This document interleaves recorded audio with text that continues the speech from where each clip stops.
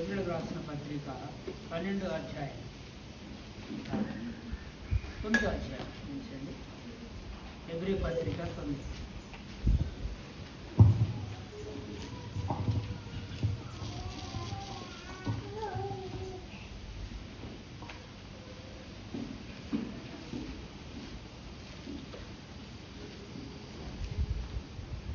పద్నాలుగు వచనము అందరూ కలిసి చదువుకుంటా.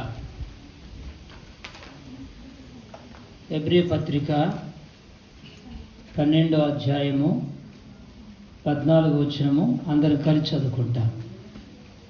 నిత్యుడు ఆత్మ ద్వారా తను దేవునికి నిర్దోషినిగా అర్పించుకున్న క్రీస్తు యొక్క రక్తము నిర్జీవ క్రియలను విడిచి జీవము గల దేవుని సేవించుటకు మీ మనస్సాక్షిని ఎంతో ఎక్కువగా శుద్ధి చేయును. ప్రార్థన చేసుకుంటాం. ప్రేమగల తండ్రి, మీ పాదములు కొందనాలు చెల్లిస్తున్నాం. కాలం ప్రభా మీ ఇంట్లో కర్మేలు ప్రార్థన మందిరం ఇంకా తల్లి నాగార్జున సాగర్లో ఏర్పాటు చేసుకున్నటువంటి మీ దీపస్తంభాన్ని బట్టి వందనాలు, స్తోత్రాలు. దినాలు గడుస్తున్నవి.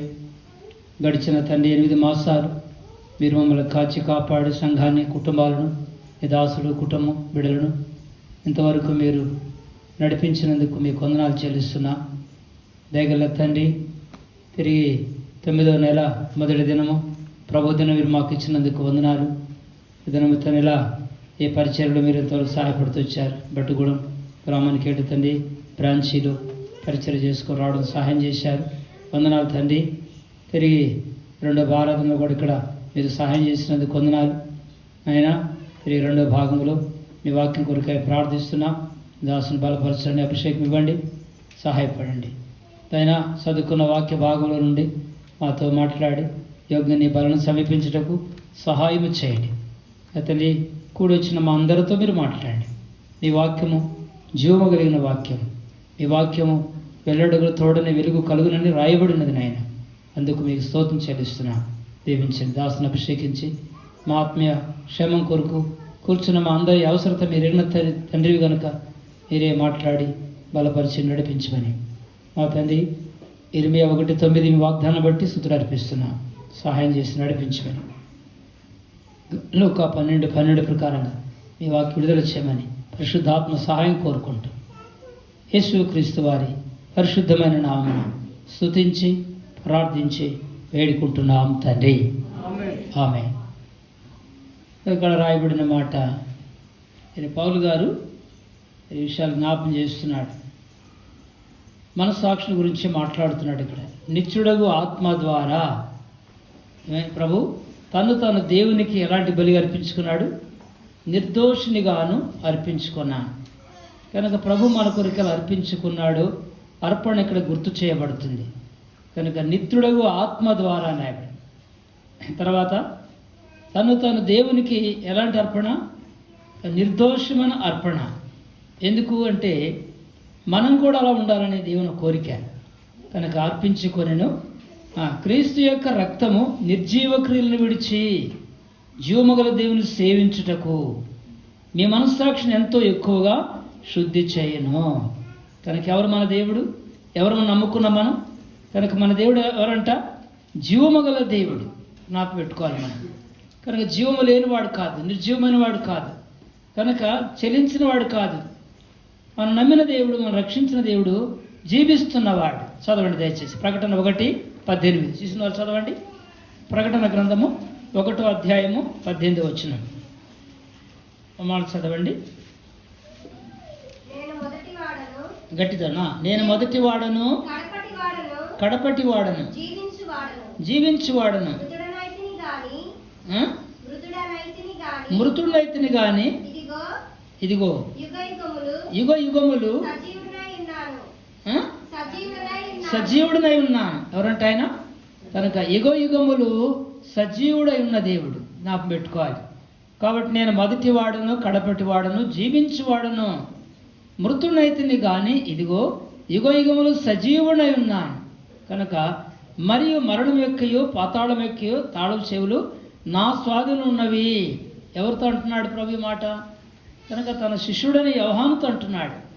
భయపడిపోయాడు. ప్రభుని చూడగానే చచ్చిన వాని వల్ల పడిపోయాడు. 17 వచనంలో పడిపోగానే అంటాడు ప్రభు అక్కడ ఏమన్నాడు?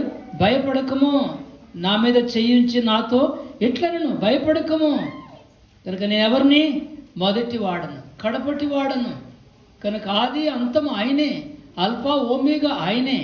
కాబట్టి పిల్లరా, ప్రభు ఇలాంటి వాడుగా మరి యోహానుకు బయలుపరుచుకున్నాడు. కనుక సజీవుడైన దేవుడు మనం కలిగి ఉన్నాం ఈ భూమి మీద. అందుకే ఇక్కడ రాయబడిన మాట, జీవమగల దేవుని సేవించుటకు. జీవమగల దేవుని సేవించే నీవు నేను, ఆరాధించే మనము, ఆయన వెంబడించే మనం. కనుక జీవమగల దేవుని ఎరిగినటువంటి మనము. కనుక రక్షించిన దేవుడు ఎవరు? జీవము కలిగిన వాడు. కనుక ఆయన సజీవుడు అని రాయబడింది. కనుక సజీవుడైన దేవుడు ఎక్కడున్నాడు?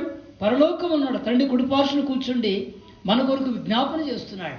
కనుక లోకాన్ని జయించాడు, శరీరాన్ని జయించాడు, సాతాను జయించాడు, పాపాన్ని జయించాడు, వెళ్ళిపోయాడు, విజయశాలిగా వెళ్ళిపోయాడు. కాబట్టి అందుకే ఇక్కడ ఏమంటాడంటే, మనం చదువుకున్నాం, నిర్జీవ క్రియల్ని విడిచి జీవమగల దేవుని సేవించుటకు అంటాడు. జీవమగల దేవుడిని సేవించే జీవితాలు, ప్రేమించే జీవితాలు, ఆయన కొరకు బ్రతికే మన జీవితాలు ఎలా ఉండాలంట? నిర్జీవ క్రియ విడిచిన అనుభవం ఉండాలి. మొదటి తలంపు. రెండోది మన మనస్సు సేవించేవారిలో ఉండాలి. ఆయన సేవించేవారిలో. కానీ సేవించటం అంటే ఏంటి? అక్కడ రాయబడింది. రోమాపత్రిక 12వ అధ్యాయం దయచేసి చూడండి. రోమిలికి రాసిన పత్రిక 12వ అధ్యాయములో పౌలు గారు ఒక మాట అంటున్నాడు ఇక్కడ. రోమా 12 దయచేసి మొదటి వచనం కలిసి చదువుకుంటాం. కాబట్టి సహోదరులారా, పరిశుద్ధమును దేవునికి అనుకూలమైన సజీవ యాగముగా మీ శరీరమును ఆయనకు సమర్పించుకొనుడని దేవుని వాత్సల్యమును బట్టి మిమ్మల్ని బతిమాలుకొచ్చున్నాను. ఇట్టి సేవ మీకు యుక్తమైనది. 2వ వచనం, మీరు ఈ లోక మర్యాదను అనుసరింపక ఉత్తమమును అనుకూలమైన సంపూర్ణమై ఉన్న దేవుని చిత్తమేదో పరీక్షించి తెలుసుకున్నట్లు మీ మనసు మారి నూతన ఒకటి వలన రూపాంతరం పొందుడి. ఇక అంటాడు, రూపాంతరం పొందుడి. 2వ వచనంలో ఈ లోక మర్యాదను అనుసరింపక అంటాడు. కనుక తర్వాత అన్నాడు, సజీవ యాగము మీ శరీరములు ఆయనకు సమర్పించుకునని. కనుక మన సజీవ యాగముగా మన శరీరములు ప్రభుకు సమర్పించుకునే వారు ఉండాలి. ఈ శరీరం అనేది ఏం చేస్తే ప్రభుకు సమర్పణలో ఉన్నది. ప్రభుకు యోగ్యంగా జీవించనివ్వదు. శరీరములో పోరాటం, శరీరములో దేవుని కొరకు జీవించాలని జీవితాన్ని ఏం చేస్తుంటే ఆటంకములు, అభ్యంతరములు ఇవన్నీ మనకు ఎదురవుతుంటాయి. కనుక ప్రాణ ఆత్మ దేహాలను ప్రభు వెలిగించాడు, పరిశుద్ధపరిచాడు. కనుక పరిశుద్ధపరిచిన దేవుడికి మనట్టుగా పరిశుద్ధమును అంటాడు అక్కడ మొదటి వచ్చిన. కాబట్టి సహోదరులారా, పరిశుద్ధమును దేవునికి అనుకూలమైన సజీవ యాగముగా, దేవునికి అనుకూలమైనది, మనకు అనుకూలమైనది కాదు. దేవుని వాక్యాన్ని మనం అనుకూలంగా తీసుకోకూడదు. దేవునికి ఏది ఇష్టమో, దేవునికి అనుకూలమైనది, దేవునికి సంతోషం కలిగించేది మనం చేయాలి. అందుకే అనుకూలమైనది సజీవయాగంగా మీ శరీరంలో ఆయన సమర్పించుకున్నది కనుక ఆయన మన కొరకు సమర్పించుకున్నాడు. ఎలా? నిర్దోషిగా సమర్పించుకున్నాడు. ఆయన సమర్పణ చూస్తే ప్రభు మన కొరకు ఎలాంటి సమర్పణ చేసుకున్నాడు, ఆ సమర్పణ ఆ త్యాగం చూస్తే మన త్యాగం ఎలా ఉంది, మన సమర్పణ ఎలా ఉంది. ఎఫెసీ పత్రిక 5వ అధ్యాయం ఇంకా మనం చూసినట్లయితే చూడండి దయచేసి. ఎఫెసీయులకు రాసిన పత్రిక ఇక్కడ ప్రభు యొక్క సమర్పణ మనకు జ్ఞాపకం చేయబడుతుంది. మన కొరకు ప్రభు ఎలా సమర్పణ చేసుకున్నాడు రోమ 12లో మనం చదువుకున్న వచనములో. అలాగే ఎబ్రీ 9వ అధ్యాయంలో కూడా తండ్రి మరి ఎలా అర్పించుకున్నాడు తను తానే బలియాగం. ఎఫెసీ పత్రిక 5వ అధ్యాయములో మనం చదివినప్పుడు దయచేసి చూడండి మొదటి వచనం చదవండి. ఎఫెసీ పత్రిక 5 మొదటి వచనం గడిచండి. కావున ప్రియులైన పిల్లల వలెను దేవుని పోలి నడుచుకొనుడి.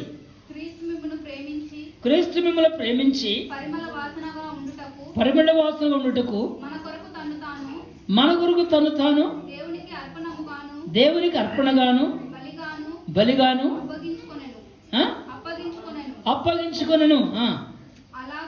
అలాగుననే మీరును ప్రేమ కలిగి నడుచుకొనుడి. చూశారా? కనుక ప్రేమ కలిగి నడుచుకోండి. 3వ వచనం, మీలో జాగ్రత్తమే గాని ఏ విధమైన అపవిత్రతే గాని లోభత్వమే గాని వీటి పేరైనను ఎత్తకూడదు. ఇది పరిశుద్ధులకు తగినది. కనుక ఇవన్నీ మనం విసర్జించాలి, ఇవన్నీ మనం విడిచిపెట్టాలి. ఈ లోకం ఎంత ఎట్టుంది? ఎన్నో రకాలుగా మోసగిస్తా ఉంది. స్నేహితు వలన, ఇరుగు పొరుగు వలన, సహవాసం వలన, రకరకాల పరిస్థితుల వలన ఈ దినాల్లో మన జీవితానికి అంటుకుంటుంది మైల, మురికి, అపవిత్రత. కనుక పిల్లరా, కనుక ఈ శరీర క్రియలు, శరీరం అనేది దేవుని ఆధీనంలో మనం ఉండాలి, వాక్యానుసారంగా మనం జీవించాలి. ఈ శరీరాన్ని ప్రాణాత్మ దేహాలు ప్రభుకు అంగీకారం ఉంచాలి. కనుక అంటాడు అక్కడ, అంటాడు 2వ వచనం చెప్తాడు, ఏమంటాడు? క్రీస్తు మిమ్మల్ని ప్రేమించాడు, ప్రాణం ఇచ్చాడు. ఎలా అయ్యాడంటే ఆయన పరిమళ వాసనగా ఉండుటకు. కనుక ప్రభు యొక్క బలిగా ప్రపంచమంతటికి ఏ వాసన ఇచ్చింది? పరిమళించే వాసన, సువాసన. కనుక మానవుడికి సువాసన ఇచ్చాడు. మానవుడి బ్రతుకు దుర్వాసన, చెడు వాసన, పాడైపోయిన జీవితం. ఇలాంటి మానవుడు రక్షించడానికి ఆ నిర్దోషమైన బలి సువాసన ఎక్కడి నుంచి వస్తుంది? బలి అర్పించినప్పుడు ధూపం వేస్తారు. నిప్పుల మీద ధూపం వేసినప్పుడు ఆ సువాసన ఎలా వస్తుందంటే అగ్రాణిస్తుంది.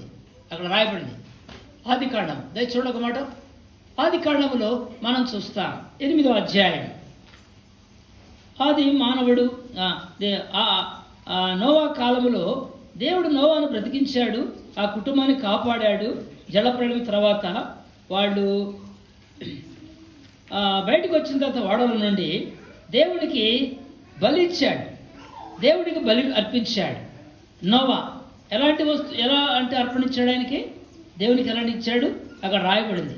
చూడండి 19, 20, 21 కలిసి చదువుకుంటామా? ఇలా ఎవరు చదువుతారా? సరే 19 నుండి చూడండి. 19, ప్రతి జంతువును ప్రాకు పురుగులను ప్రతి పిట్టయు భూమి మీద సంచరించవలని వాటి వాటి జాతుల చొప్పున ఆ వాడ నుండి బయటకు వచ్చిన. 20, అప్పుడు నోవాహు యెహోవాకు బలిపీఠము కట్టి పవిత్ర పశువులన్నిట్లోనూ పవిత్ర పక్షులన్నిట్లోనూ కొన్ని తీసుకొని ఆ బలిపీఠం మీద దానబలి అర్పించును. అప్పుడు యెహోవా ఇంపైన సువాసన ఆగ్రాణించి ఇక మీద నరులను బట్టి భూమిని మరలా శపించారు. ఎందుకనగా నరుడి ఆలోచన వారి బాల్యం నుండి చెడ్డది. నేను ఇప్పుడు చేసిన ప్రకారము ఇంకను సమస్త జీవులను సంహరింపను. చూశారా? కనుక నోవా దేవుడికి ఇష్టమైనటువంటివి అర్పించాడు. 20 వచనంలో ఏమంటాడు? దేవునికి ఇష్టమైంది మొట్టమొదటి బలిపీఠం కట్టాడు. ఈ బలిపీఠం ఏం చూపిస్తుంది? ప్రభువు యేసుక్రీస్తు యొక్క బలిని చూపిస్తుంది. బైబిల్లో ఆదిలోనే ఏదైనా తోటలో బలర్పించాడే తండ్రి అయిన దేవుడు.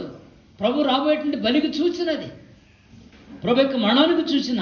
కాబట్టి అదే మనం చూస్తున్నాం. బలియాగము, ఏకైక బలి, ఒకే బలి. ప్రభు యేసుక్రీస్తు వారు మానవులందరి పాప పరిహారం కొరకు కల్వరి శిలువ మీద అర్పించబడే బలిని జ్ఞాపం చేస్తుంది. కాబట్టి ఇక్కడ ఈ పవిత్ర పక్షులేమి, పవిత్ర జంతువులేమి అన్నిటిని అర్పించాడంట. అర్పించిన 21 వచ్చినవాడు 21 అర్పించిన దాన బలి, అది ఆరాధన చూపిస్తుంది.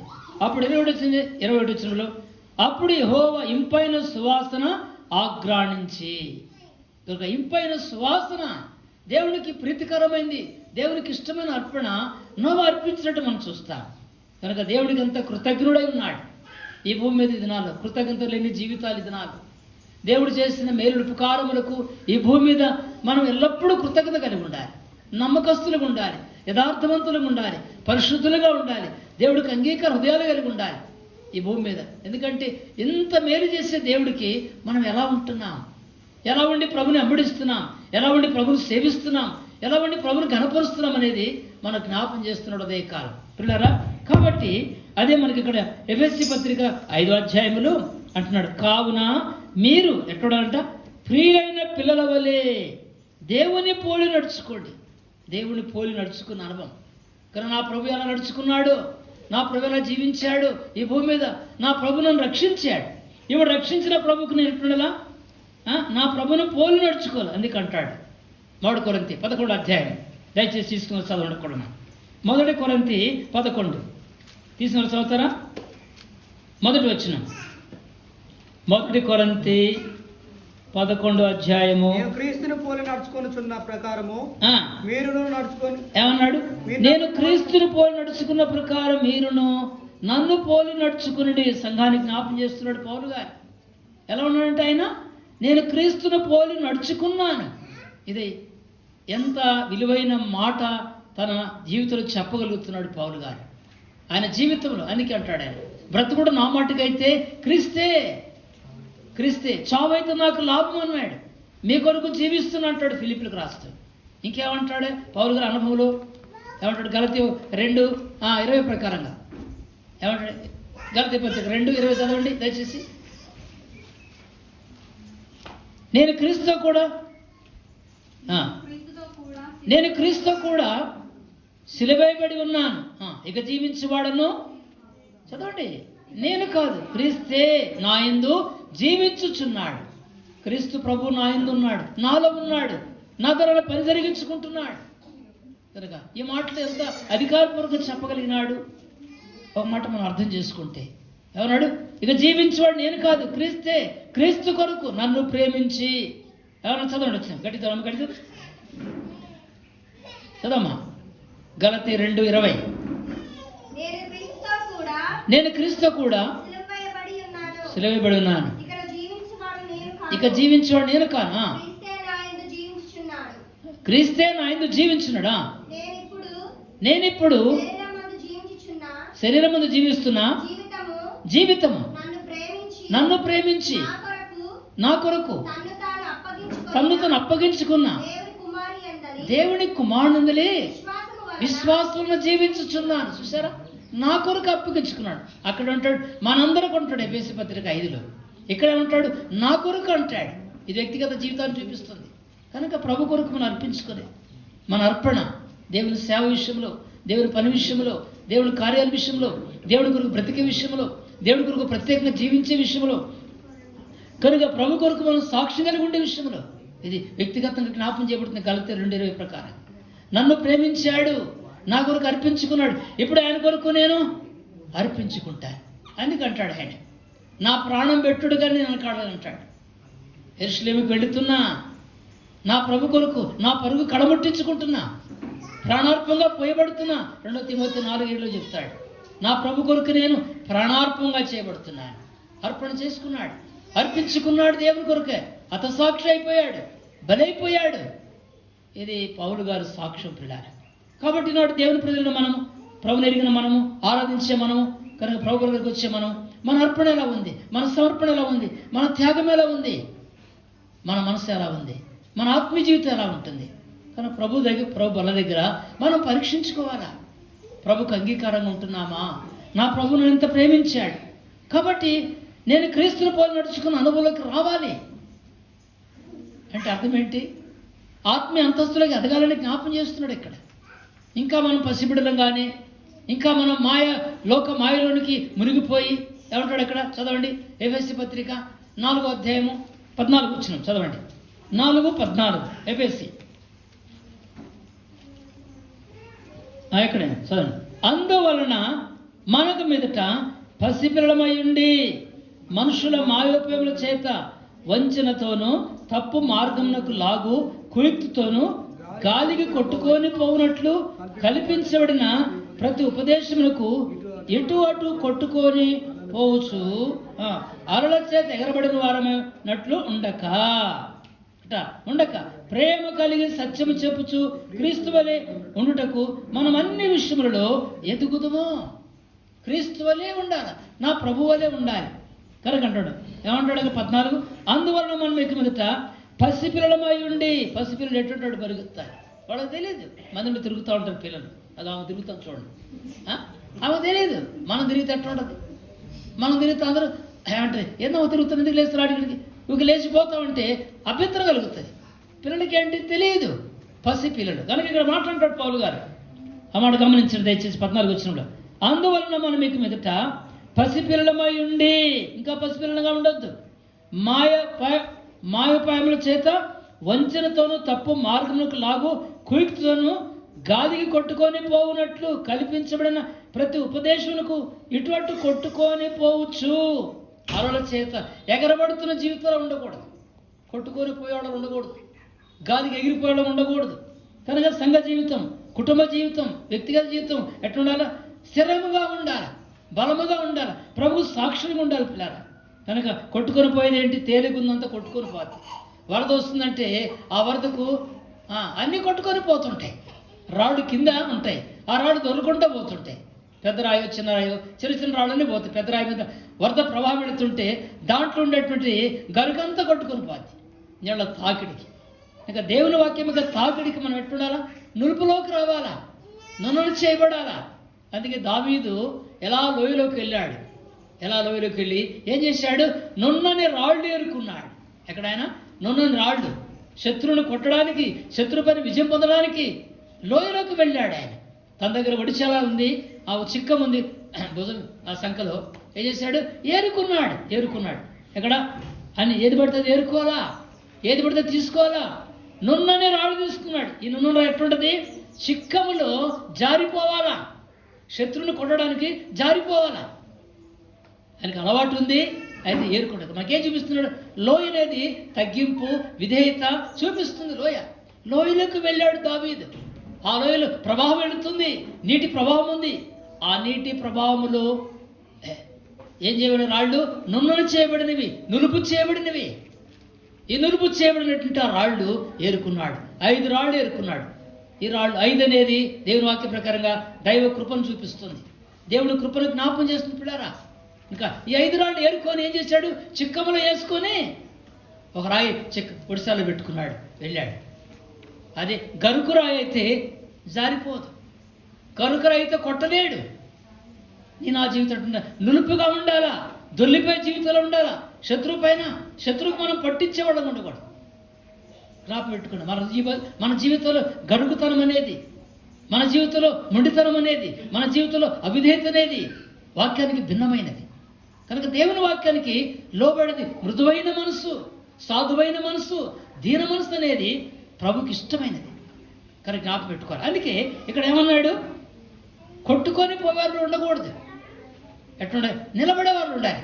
ఆ రాయి తీసుకున్నాడు, తీసుకొని ఒడిసెలో పెట్టి గొలియాతును కొట్టాడు, సవాలు చేసే గొలియాతును.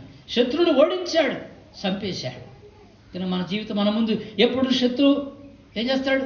ముందు పెడతాడు సమస్యలు, ఇరుకులు, వ్యాధులు, బాధలు, ఆర్థిక పరిస్థితులు. ఎన్నో జీవితంలో విశ్వాసాలు, మన జీవితాల్లో రక్షించబడిన మన జీవితాల్లో, కుటుంబాల్లో, సంఘ జీవితంలో ఎన్నో అభ్యంతరాలు ఆటంకం తీసుకొచ్చి కలవరపరుస్తూ ఉంటాడు, నెమ్మది లేకుండా చేస్తూ ఉంటాడు పిల్లరా. కానీ మనం గమనించాలి. అందుకే కొట్టుకొని పోయే వాళ్ళు మనం ఉండకూడదు అని గాలికి ఎగరబడి అంటాడు. అక్కడ ఏమంటాడు? గాలికి ఎగరబడే వాళ్ళు మనం ఉండకూడదు, స్థిరంగా నిలబడే వాళ్ళు ఉండాలి. గాలి వస్తుంది, ఈ సంవత్సరం సంఘ వాగ్దానం అది. తుఫానులు, గాలులు రేగినప్పుడు వాటిని ఎట్లా ఆయన ఆపుతాడు? నీకు నాకు గాలి ఎదురవుతున్న సంగతి ఈ సంవత్సరం ప్రభు జ్ఞాపం చేస్తున్నాడు. కనుక గాలి ఎదురైనప్పుడు ఏమవుతుంది? నిలబడాలా. ఎగిరిపోయే వాళ్ళు మనం ఉండకూడదు, నిలబడేవారు ఉండాలి. ఎప్పుడు నిలబడతామో ప్రభుకు మహిమ తీసుకొస్తాం, ఆత్మీయంగా మనం స్థిరపడతాం. జారిపోతే కొట్టుకొని పోతే దైవిక మనం బలపడలేము, దైవిక మనం నిలబడలేము. కనుక సంఘ జీవితం కావచ్చు, కుటుంబ జీవితం కావచ్చు, వ్యక్తిగత జీవితం కావచ్చు, ఈ పరిస్థితులన్నీ మనకు ఎదురవ్వచ్చు. వీటన్నిటిలో మనం నిలబడంటే ప్రభును ఆశ్రయం చేసుకుని నిలబడాలి, గుర్తుపెట్టుకోండి. కనుక అక్కడ అంటాడు, అందుకే ఏ కావాలో మనకు విశ్వాసం కావాలి. యాకోబు రాసిన పత్రిక 1వ అధ్యాయం, త్వరగా దయచేసి ఒక మాట చూడండి. యాకోబు రాసిన పత్రిక 1వ అధ్యాయము, ఎగరబడుతున్న అనుభవం అంటాడు, ఎగిరిపోయేది.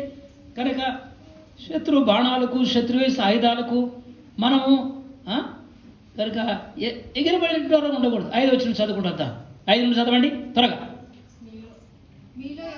మీలో ఎవరికైనా జ్ఞానము కొదుగున్నడలా అతను దేవుని అడగవలను, అప్పుడు అది అతనికి అనుగ్రహింపబడను. ఆయన ఎవరిని గద్దింపక అందరికీ ధారాళముగా దయచేవాడు. అయితే అతను ఏమాత్రం సందేహింపక విశ్వాసంతో అడగవలను. సందేహించేవాడు గాలి చేత రేపబడి ఎగరపడు సముద్ర తరంగమును పోలి ఉండును.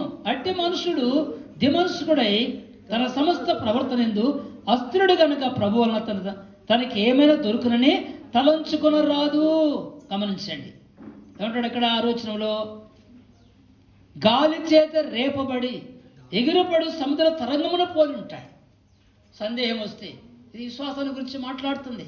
ఆత్మీయ జీవితంలో మనం సందేహంగా ఉండకూడదు, సంశయంగా ఉండకూడదు. నేను ఊరు వెళ్ళామన్నా, వైజాగ్కి వెళ్ళి బంధువులు కలుసుకొని వస్తామన్నా.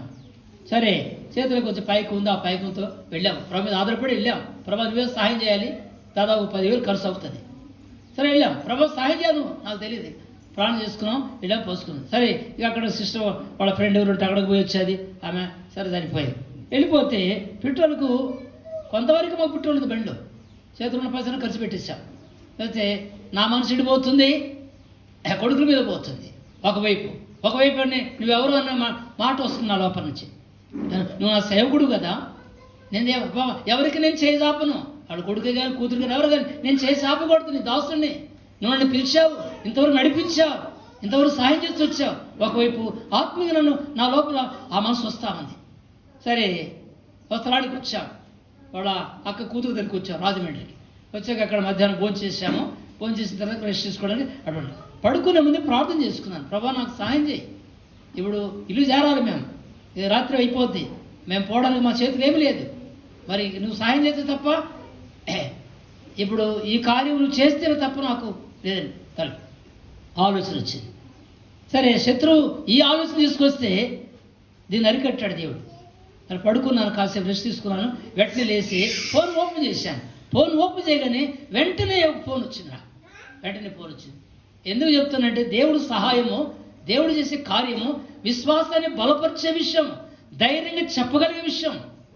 కదా, అప్పుడేం జరిగింది ఏంటంటే, ఫోన్ రాగానే అంకులు ఎక్కడ అని ఫోన్ చేసింది ఆ పాప. అమ్మ చెప్పమ్మా ఎక్కడున్నా ఏంటంటే, ఇంటికి వచ్చాను అంకులు, పరిస్థితిని మీకు కొంచెం పైసలు పంపిస్తారని తలపు ఉంది అంకులు అన్నది. ఎప్పుడు ఆమె చాలా కాలం అయిపోయింది. సరే, ఎందుకంటే దేవుడే ఆ బిడ్డకు ప్రేరేపణ ఇచ్చాడు. నా అక్కర ఆయన ఎరిగినవాడు. నేను ప్రార్థన చేసుకున్న ప్రభుకి అప్పచెప్పుకున్నా, ప్రభా సహాయం చేయి. మొర్దెకై అన్నాడు ఎస్తేరుతోటి, నువ్వు సహాయం చేయకపోతే యూదులకు మరొక దిక్కు నుండి సహాయం వస్తుంది, మరొక దిక్కు నుండి సహాయం వస్తుంది.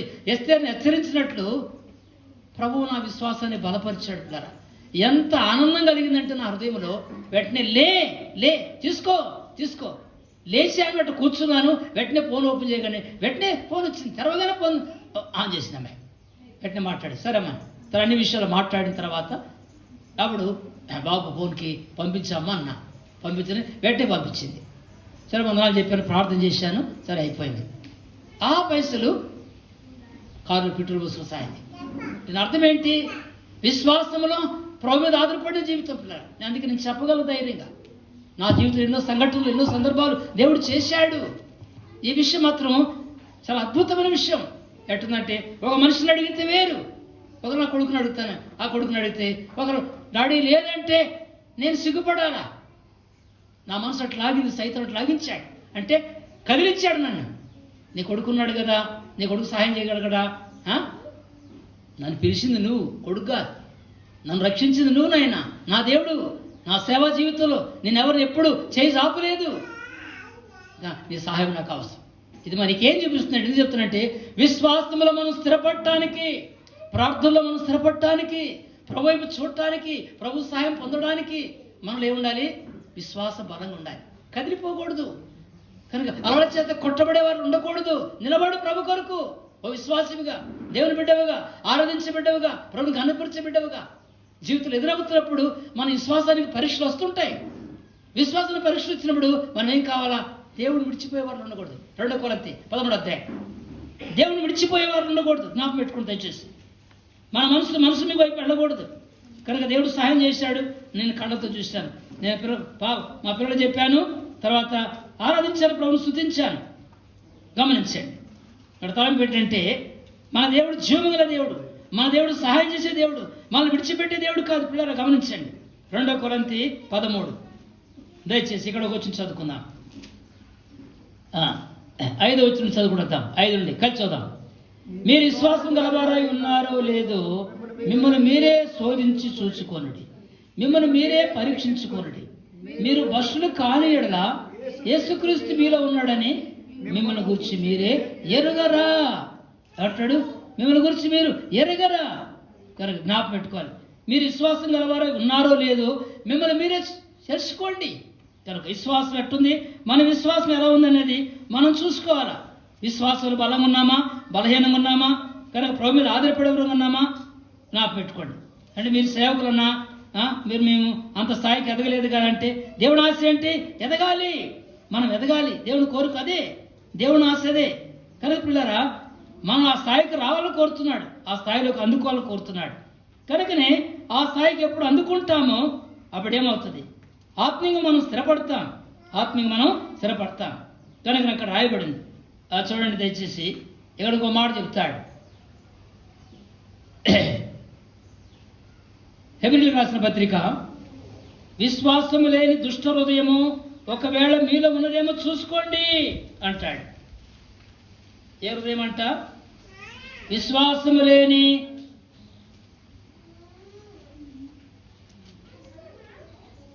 దొరికిందా? ఒక మాట చూడండి, నీకు దొరకాలి. ఇప్పుడు హెబ్రీ పత్రిక అనుకుంటున్నా. ఒకసారి సిస్టర్ చెప్పండి, చెప్తుంది సిస్టరు. మీరు చెప్పగలిగితే ఆమె చెప్తుంది. 1వ అధ్యాయం అనుకుంటా, చదవండి.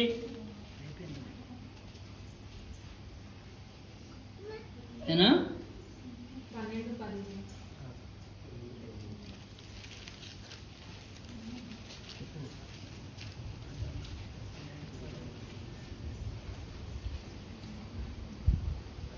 దుష్టుడికి హృదయంలో చోటు వస్తే ఏం చేస్తాడు?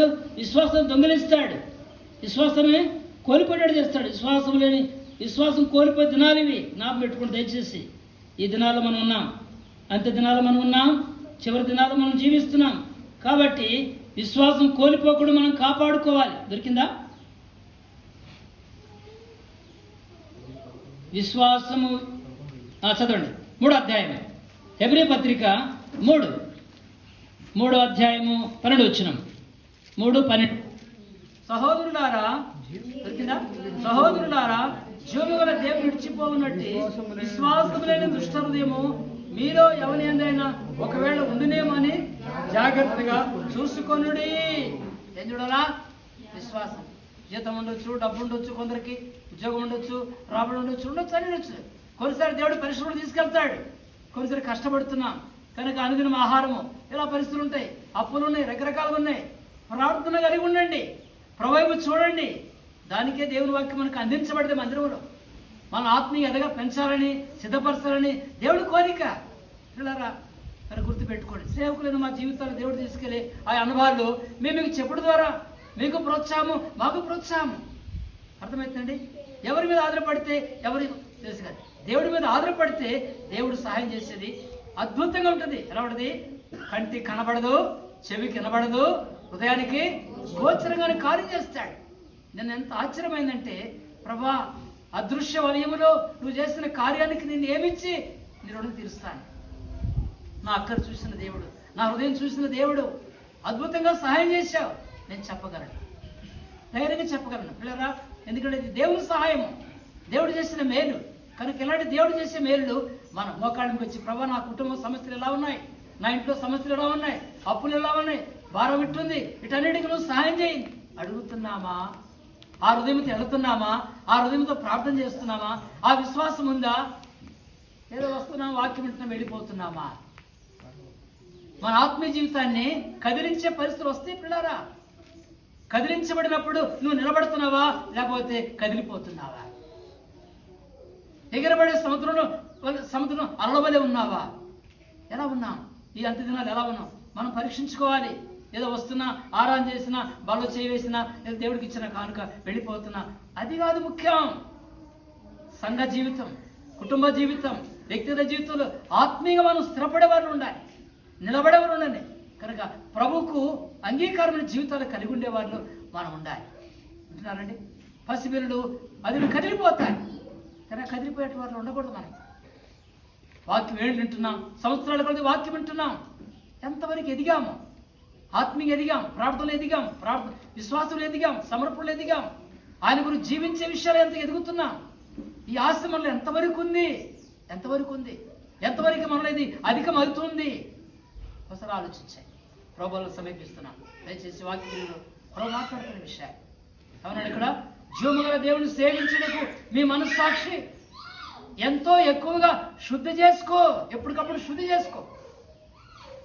పిల్లికి నీళ్ళు అంటే నాలుగు తుడుచు చేసుకుంటా ఉంటుంది. నీళ్లు పడ్డాయంటే మీద తుడుచుకుంటా ఉంటుంది పిల్లి. గొర్రె మీద నీళ్ళు పడ్డామంటే దులిపేసుకుంటుంది. గొర్రె దులుపుకుంటుంది. పంది మీద నీళ్ళు పడితే, గేదె మీద నీళ్ళు పడితే, గేదెలు కట్టేశారు అక్కడ బయట, నీళ్ళు పడుతుంది, వర్షం పడుతుంది, దానికి హాయిగా ఉంటుంది సరళంగా. నాలుగు కాళ్ళు ఇక్కడ దొరుకునే ఏంది నెమర పెడతా ఉంటుంది గేదె. ఆవులు ఇష్టపడవు, గొర్రె ఇష్టపడదు వర్షానికి. నీళ్లు పడితే పిల్లరా మనం ఎలా ఉన్నాం? గొర్రెని పోలిన వారిలో ఉండాలి. మీద నీళ్లు పడుతుంది, పాపం అనేది, లోకం అనేది మురికి మీదకి వస్తుంది. చూపు ద్వారా, వినికిడి ద్వారా, మాట ద్వారా, సాంగత్యం ద్వారా మన మీదకి అంటుకొని దోషం అంటించాలని చూస్తాడు శత్రువు. అక్కడ ఈ పరిస్థితుల్లో మనం ఎట్లుండాలి? అది కన్నాడు అక్కడ. మనసాక్షంతో శుద్ధి చేసుకొని జీవముగల దేవుడు. దానియేలు గ్రంథం ఒక దయచేసి 6వ అధ్యాయం దానియేలు గ్రంథం. సందర్భాలు బట్టి మనకు దేవుడు తన వాక్యాన్ని జ్ఞాపకం చేస్తున్నాడు. తనకు ఒక మాట చూడండి. కాబట్టి భక్తులు వారి జీవితాల్లో ఎలాంటి అనుభవాలు వెళ్ళారు, ఎలా దేవుడిని ఘనపరిచారు, దేవుడికి ఎలా సాక్షులుగా జీవించారు, అదే మనకు కూడా వారి జీవితాలు మనము స్మరణ చేసుకుంటూ, జ్ఞాపకం చేసుకుంటూ, ఉద్దేశం ఏంటంటే వారు నడిచిన నడకలో మనం ఉండాలి, వారు వెళ్ళిన మార్గంలో మనం నడవాలి, దేవునికి అంగీకారంగా మనం ఉండాలి. అదే దేవుని ఆశ. విన్నారా? కాబట్టి 6వ అధ్యాయంలో మనకు జ్ఞాపకం చేస్తున్న ఒక మాట చూద్దాం. దయచేసి చూడండి. 6వ అధ్యాయము యువచన చదువుకుంటా. రాజు పలుకుతున్న మాట, మనకి రాజు పలుకుతున్న మాట 19 చదువుకుంటాం. 19 నుండి 6:19 నుండి. తెల్లవారుజామున రాజు ఏగరమే లేచి సింహాల గుహ దగ్గరికి త్వరపడిపోయాను. అతడు గుహ దగ్గరికి రాగానే దుఃఖ స్వరముతో దానియేలును పిలిచి, జీవముగల దేవుని సేవకుడైన దానియేలు, నిత్యము నీవు సేవించుమనే దేవుడు నిన్ను రక్షింపగలిగనా అని అతను అడిగాను. అందుకు దానియేలు, రాజు చిరకాలము జీవించును కాక, నేను నా దేవుని దృష్టికి నిర్దోషిగా కనబడితిని కనుక ఆయన తన దూత నంపి సింహమును నాకు హాని చేయకుండా వాటి నోళ్లు మూయించును. రాజా, నీ దృష్టికి నేరం చేసిన కాను కదా అనేనో. ఏమన్నాడండి? కింద మనుషులు, రాజు ఎదుట, ప్రజలు ఎదుట, ఒకటి. రెండోది దేవుని ఎదుట తన జీవితం ఎలా ఉంది? రాజు వచ్చాడు, తెల్లవారుజామున వచ్చాడు. ఆ రాత్రి నిద్రలేదానికి నిద్ర లేదు, నెమ్మది లేదు. ఎందుకు నెమ్మది లేదు? ఎందుకు నిద్ర లేదు? జీవముగల దేవుని సేవకుడు ఆయన. నేను అన్యాయంగా ఆయన సింహాల గుహలో పడేశాను. ఈ దుష్టుడు నా మనసు పాడు చేశారు. మన మనసు పాడు చేసేవాడు, మన కలవపరిచేవాడు, మన తొందర చేసేవాడు లేకపోరు. కుటుంబంలో కావచ్చు, వెలపట లోపట రకరకాల వలయాల్లో ఉంటారు పిల్లారా. ఇప్పుడు వస్తాడు, ప్రేమ చెబుతున్నాడు. ఒక ఊర్లో వాళ్ళ బంధువులే, కాస్త పైకి వచ్చాడు, తెల్లతలకొచ్చి పైకి వచ్చాడు. పోతులు చెప్తున్నాడా, పైకి రాగానే ఏదో జరిగింది, ఆయనకి అనారోగ్యానికి గురైపోయాడు. అంటే అర్థం ఏంటి? ఓర్వ లేని పరిస్థితి. సహించలేని పరిస్థితి, పైకి పోతున్నాడు. ఈ మనిషిని ఎట్టని మనం నష్టం చేయాలి. ఏంటిది? దుర్బుద్ధి, చెడు బుద్ధి, పాడు చేసే బుద్ధి. దేవుని ప్రజలను మనం అలాంటి హృదయాలు కలిగి ఉండకూడదు. ఒకరు క్షేమం కోరేవారు ఉండాలి, ఒకరు ప్రార్థన చేసేవాళ్ళు ఉండాలి. ఒకరు ఎదుగుతున్నారా, అయ్యా వారిని ఎదుగుతున్నందుకు నీకు ఎంత వందనాలయ్యా, ఎదుగుతున్న నీకు ఎంత వందనాలయ్యా, దేవుడు స్తుతించాలి. మమ్మల్ని కూడా ఆ స్థాయి తీసుకోరా. వాళ్ళ విశ్వాసాన్ని బట్టి, వాళ్ళ ప్రార్థన బట్టి, వాళ్ళ నమ్మకత్వాన్ని బట్టి, వాళ్ళ సమర్పణ బట్టి వాళ్ళ పై తీసుకొచ్చాను ఆయన. మాకు లేదా? అది మా జీవితంలో కొరతగా ఉందా? మాకు కూడా సాయం చేయి. ప్రార్థన చేసే బిడ్డగా ఉండాలి, అడిగే బిడ్డగా ఉండాలి, లోపలేది పెట్టుకోకూడదు. రాజు ఏంటి? ఆ దానియేలు పట్ల ఏం కలిగి ఉన్నాడు? శ్రద్ధ కలిగి ఉన్నాడు. అయ్యో ఇంత మంచివాడు, నాకు నష్టం చేసేవాడు కాదు, నాకు మేలు చేసేవాడు, నా రాజ్య క్షేమం కోరేవాడు, నా కుటుంబ క్షేమం కోరేవాడు, నా దేశం యొక్క క్షేమం కొరకు పాటుపడేవాడు, నా దేశంలో నా రాజధానిలో ఉన్నాడు ఈ దానియేలు. ఇతనికి ఇంత కీడు చేశారు ఈ దుష్టులు. వెంటనే వెళ్ళిపోయాడు.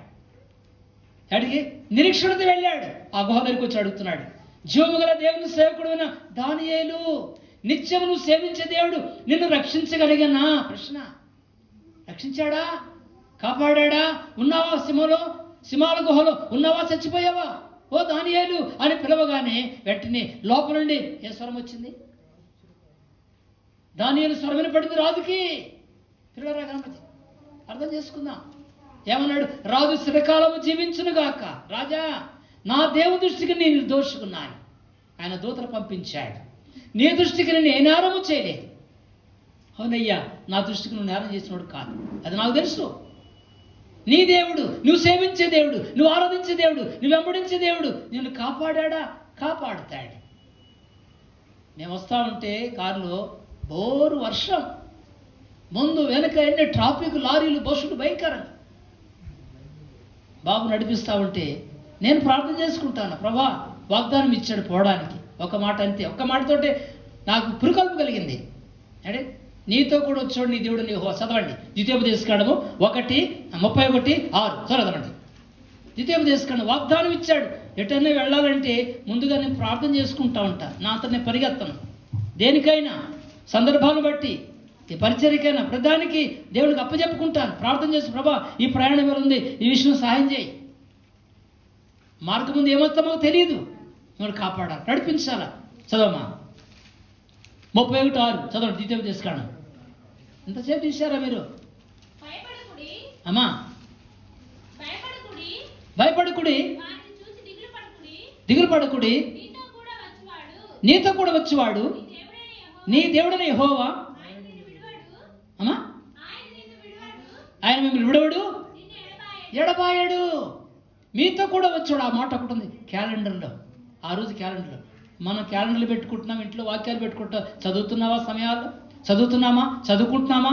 అది అనిపిస్తున్నామా? తీసుకుంటున్నామా? ఈరోజు వాక్యం ఏముంది క్యాలెండర్లో?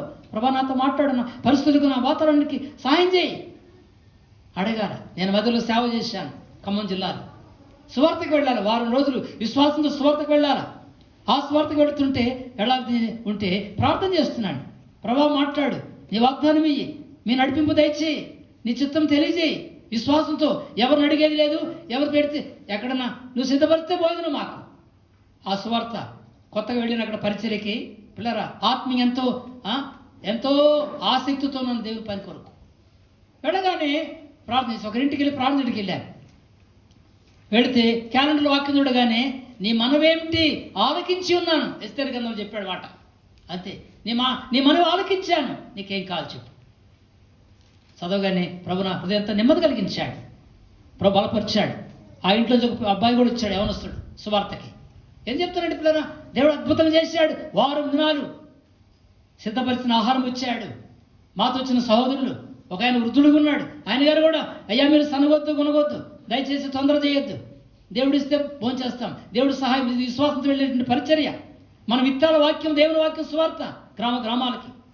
నేను ఇంకో సేవకుడిని పిలిచాను. మేమిద్దరం సేవకులు, సహోదరులు, యవనస్తులు 15 మంది ఎంతమంది ఉన్నారు మాతోటి.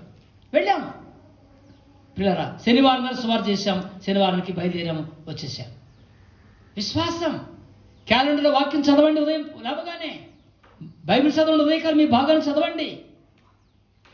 వాక్యం ద్వారా మనకు బలం వస్తుంది, ధైర్యం వస్తుంది. పరిస్థితులు బట్టి దేవుడు మనం బలపరుస్తాడు. కనుక విషయాలు గుర్తుపెట్టుకోండి. వాక్య వెలుగులో మనం నడవాలి. దానియేలు నడుచుకున్నాడు. రాజు చూశాడు ఆయన నమ్మకత్వం, ఆయన విధేయత, ఆయన ద్వారా కలిగినటువంటి ఆశీర్వాదము రాజ్యములో రాజు చూశాడు.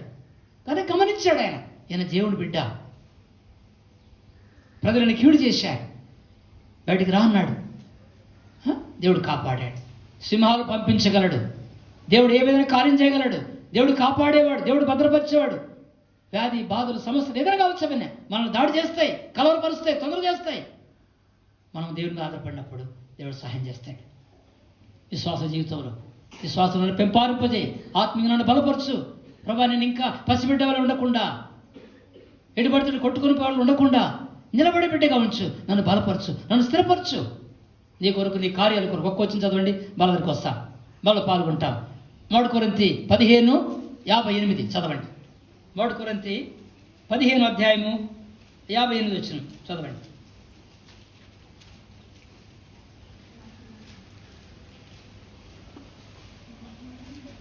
తీసుకున్నారా? 58. కాగా నా ప్రియ సహోదరులారా, మీ ప్రయాసం ప్రభువును వ్యర్థము కాదని ఎరిగి స్త్రీలను కదలిన వారును ప్రభు కార్యాభివృద్ధి అందు ఎప్పటికీ ఆసక్తులై ఉండుడి. కనుక స్త్రీలను కదలిన వారిని కదిలించే వస్తాయి. స్త్రీలుగా ఉండకుండా అస్థిరులుగా చేస్తుంది లోకము, పరిస్థితులు, శరీరము. ప్రభునందు పిల్లరా, కదిలిపోతున్నామా? అస్థిరులం అవుతున్నామా? ఎట్లా ఉన్నాం? ఈనాడు ఆత్మీయంగా ఎలా ఉన్నాం? విశ్వాసులు ఎలా ఉన్నాం? దైవత్వం ఎలా ఉన్నాం? పరిశుద్ధులు ఎలా ఉన్నాం? ప్రత్యేకతలు ఎలా ఉన్నాం? దేవుని ప్రజలకు ఎలా జీవిస్తున్నాం మనం? ఒకసారి ఆలోచించు. ప్రభువులో చేవేయకముందు, ప్రభువులో పాల్గొనక ముందు వాక్య దేవుడు మనకు జ్ఞాపం చేశాడు. వాక్య వీళ్ళలో మన ద్వారా పరీక్షించుకొని ప్రభువులను సమీపిస్తాం. ప్రార్థన చేసుకుందాం. దయచేసి ఒకరించండి.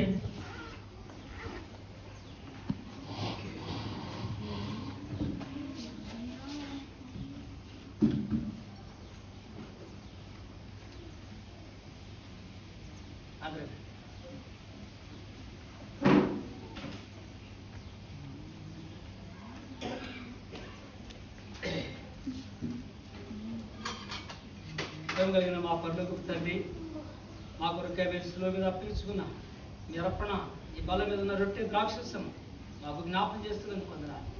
నేను వచ్చే వరకు దీన్ని చేయమని మీరు సెలవిచ్చిన మీ మాట ప్రకారంగా రక్షించబడిన మా జీవితాలు, ఆరాధించే మా జీవితాలు తనకి జ్ఞాపం చేస్తూ వచ్చారు. జీవము గల దేవుణ్ణి సేవించడం